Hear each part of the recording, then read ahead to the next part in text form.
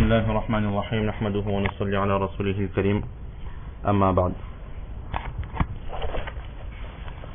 وعن أبي موسى رضي الله تعالى عنه قال قام فينا رسول الله صلى الله تعالى عليه وعلى آله وسلم بخمس كلمات فقال إن الله لا ينام ولا ينبغي له أن ينام يخفض القسط ويرفعه يرفع إليه عمل الليل قبل عمل النهار وعمل النهار قبل عمل الليل حجابه النور لو كشفه لأحرقت سبحات وجهه ما انتهى إليه بصره من خلقه رواه مسلم.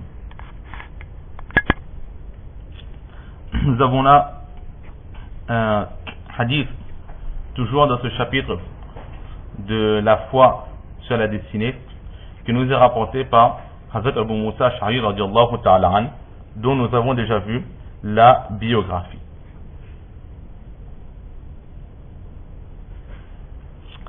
Il nous dit que le saint prophète sallallahu alayhi wa sallam une fois nous a fait un discours. Il s'est mis debout, il s'est mis debout et nous a donné 5 enseignements. Alors, deux interprétations. La première interprétation, c'est que en réalité, le saint prophète sallallahu alayhi wa sallam s'est mis debout et c'est debout qu'il s'est adressé avec ses compagnons.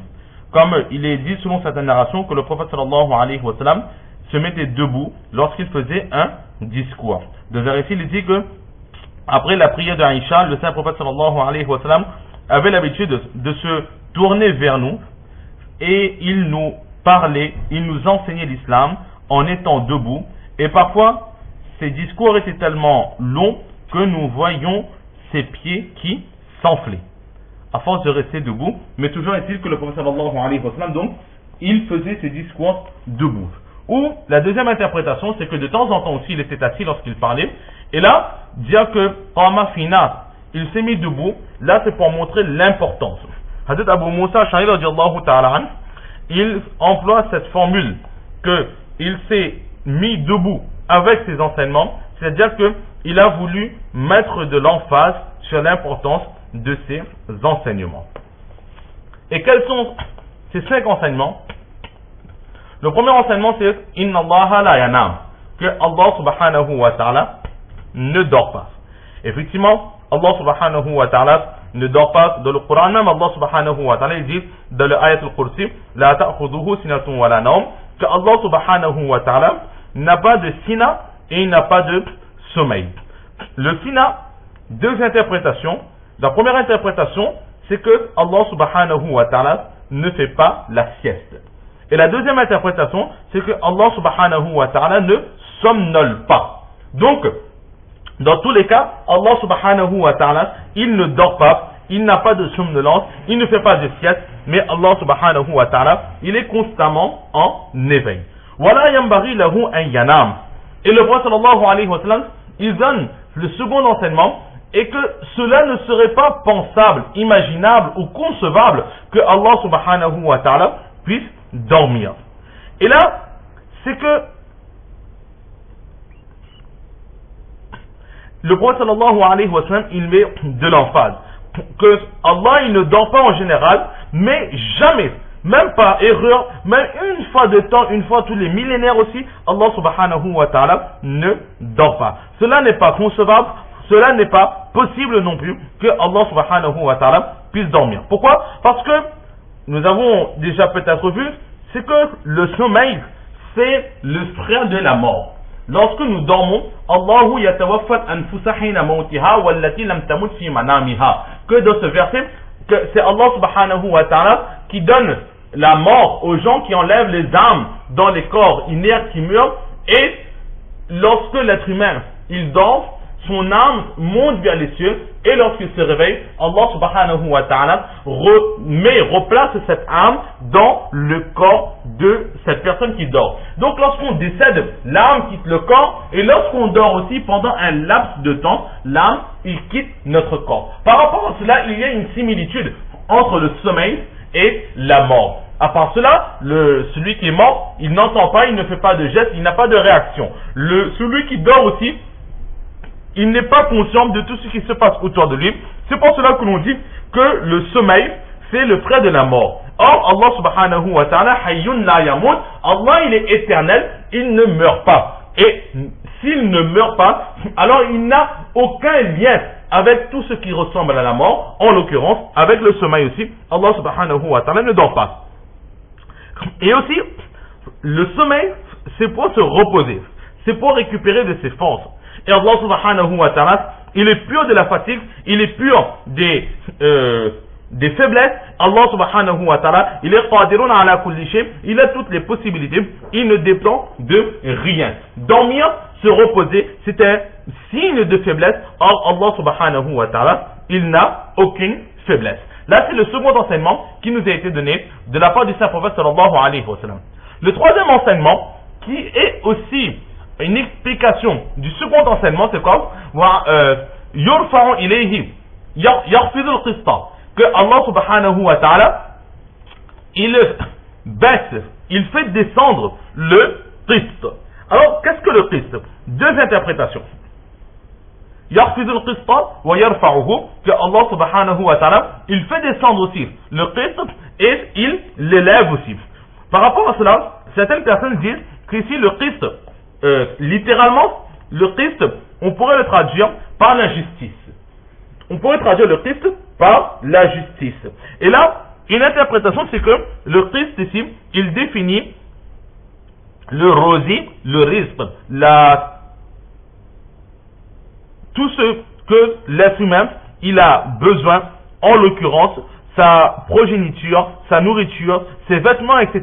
Tout cela entre dans le qist, en d'autres termes, la subsistance de l'être humain. Alors là, Allah subhanahu wa ta'ala, il fait descendre la subsistance de chacun et il remonte, il fait monter vers lui la subsistance de chacun. Et là justement, la subsistance, le rosier, la nourriture, cela fait partie de la destinée. Personne ne sait combien est-ce qu'il aura de profit aujourd'hui, personne ne sait que est-ce qu'il pourra acheter, personne ne sait le bénéfice et les pertes qu'il fera dans les jours ou les années à venir. Par rapport à cela, ce hadith a été mentionné dans le chapitre de la destinée. Là, c'est pour montrer que la destinée a été fixée, que nous ne savons pas ce qui va nous arriver. Là, c'est juste le lien entre ce hadith et le chapitre. Maintenant, qu'est-ce que cela signifie? Que Allah subhanahu wa ta'ala, il élève la subsistance et Allah, il fait descendre la subsistance. Ça, c'est une interprétation. La seconde interprétation, nous voyons, c'est la balance. Allah, il élève la balance et Allah, il descend la balance. La balance, c'est quoi? C'est la balance des pesées. La balance d'Allah subhanahu wa ta'ala, elle est juste. Lorsque Allah subhanahu wa ta'ala sera la pesée des actions, alors il n'y aura aucun abus. Mais chaque action sera pesée selon sa valeur, selon ses intentions. Et certaines personnes disent que cette deuxième interprétation, elle est meilleure que l'interprétation que nous avons faite en premier, traduire le qist par la subsistance. Pourquoi? Parce que dans un autre récit, Hazrat Abu Huraira radiallahu ta'ala, il dit clairement que Allah subhanahu wa ta'ala, il élève la balance et Allah, il fait descendre la balance. Toujours ici deux interprétations, ou bien la subsistance, ou bien la balance. Mais maintenant, qu'est-ce que le prophète sallallahu alayhi wa sallam veut dire par cette élévation du qist, quelle que soit l'interprétation que nous ferons, ou ce rabattement, descendre le qist? Alors là, nous voyons plusieurs explications qui peuvent être données. La première explication, c'est que le risque, la subsistance soit élevée, remontée. Cela veut dire que Allah subhanahu wa ta'ala, dans la subsistance de quelqu'un, il va lui priver de certaines choses. Allah, il avait l'habitude de donner 2000 € à quelqu'un chaque mois. Alors Allah, il va relever, il va élever vers lui cette subsistance. Ça veut dire qu'il va priver cette personne de tout ou d'une partie de la subsistance qu'il a l'habitude ou qu'il voudrait gagner. Et le fait de faire descendre cette subsistance, c'est que Allah, il va donner en abondance à cette personne. Il a l'habitude de recevoir 2000 ou il aimerait avoir 2000 €. Alors à cette personne, Allah donnera 4000, 10 000, 20 000 ou 30 000 € d'un seul coup. Allah, il donne à qui il veut et il prive à qui il veut. Et si nous prenons l'interprétation de la balance, alors là aussi, il pourrait y avoir cette interprétation que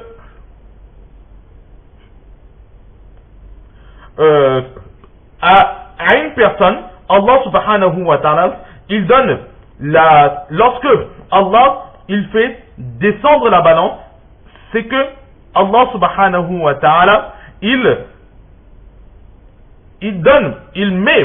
incite cette personne, il facilite pour cette personne l'aventure vers les péchés. Lorsqu'Allah fait descendre la balance pour quelqu'un, cela veut dire que tous les obstacles qu'il y avait en cette personne et les péchés sont levés, et là cette personne, il s'enfonce dans les péchés. Et le fait qu'Allah subhanahu wa ta'ala, il élève cette balance, cela veut dire que cette personne, il va faire plus de bonnes actions, il va se entrer profondément dans l'adoration et l'obéissance d'Allah subhanahu wa ta'ala.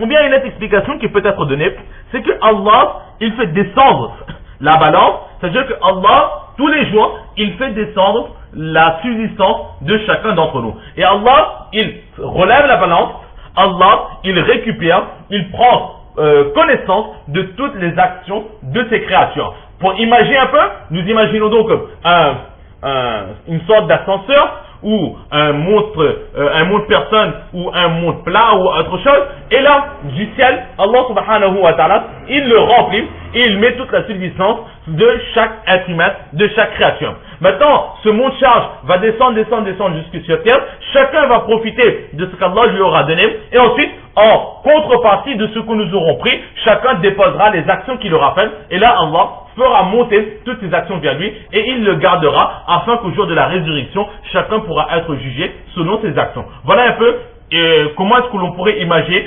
ce fait de faire descendre et faire remonter le Christ. Ou encore, une deuxième explication que Allah, il fait descendre, il fait remonter la balance, c'est que dans le Coran, Allah subhanahu wa ta'ala, il a dit Kulla yawmin huwa fi sha'n. Chaque jour, Allah subhanahu wa ta'ala, il est dans un état, dans une excellence, dans une position différente. C'est-à-dire que nous avons nos habitudes. Nous sommes tellement simples que, à force de rester avec nous, quelqu'un qui vit avec nous une semaine, 2 semaines, 1 an, 2 ans, à un moment donné, il va commencer à nous connaître. Connaître nos habitudes, connaître nos qualités, connaître nos défauts, connaître ce que nous aimons et connaître ce que nous détestons. Là, la faiblesse de l'être humain, c'est vraiment une créature qui est très très facile à cerner.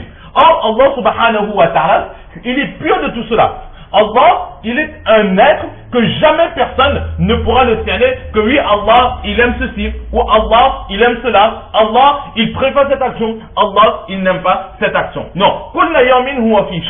Chaque jour, à chaque moment, à chaque instant de notre vie, alors Allah subhanahu wa ta'ala, il est dans un état différent. Sa clémence augmente, et parfois, c'est sa colère qui prend le dessus. Parfois, à une personne, il a l'habitude de donner une chose, mais aujourd'hui, son état a changé, sa clémence n'a pas de fin. À cette personne, il va donner 10 fois plus que d'habitude. À une personne, il avait l'habitude de donner quelque chose de vert, alors aujourd'hui, il va lui donner quelque chose de rouge. Et celui qui avait l'habitude d'avoir le noir, aujourd'hui, il aura le blanc. Donc, Allah subhanahu wa ta'ala, il ne dépend pas. Allah, son état, ses qualités ne sont pas fixes comme nous, mais ses qualités n'ont pas de fin. Son être est indéfinissable.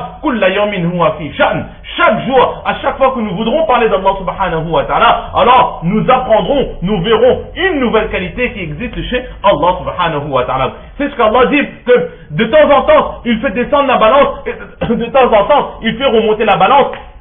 C'est-à-dire que ce n'est pas qu'une fois que nous avons vu que Allah il est comme ça, que Allah il restera toujours comme ça. Mais si nous réfléchissons sur les créatures d'Allah subhanahu wa ta'ala, nous ne cesserons de comprendre et de réaliser la puissance, la grandeur d'Allah subhanahu wa ta'ala. C'est l'explication de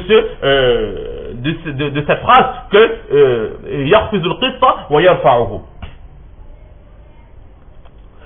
Ou encore une autre explication qui est donnée, c'est que Allah subhanahu wa ta'ala, il fait descendre les anges et les anges remontent avec les actions. Et cela a été défini par le Christ, car la balance, dans quasiment toutes les cultures, la balance définit la justice. À chaque fois qu'il y a le ministère de la justice ou bien un tribunal, etc., alors, comme signe, c'est la balance qui est positionnée, car la balance, c'est que les deux Plateau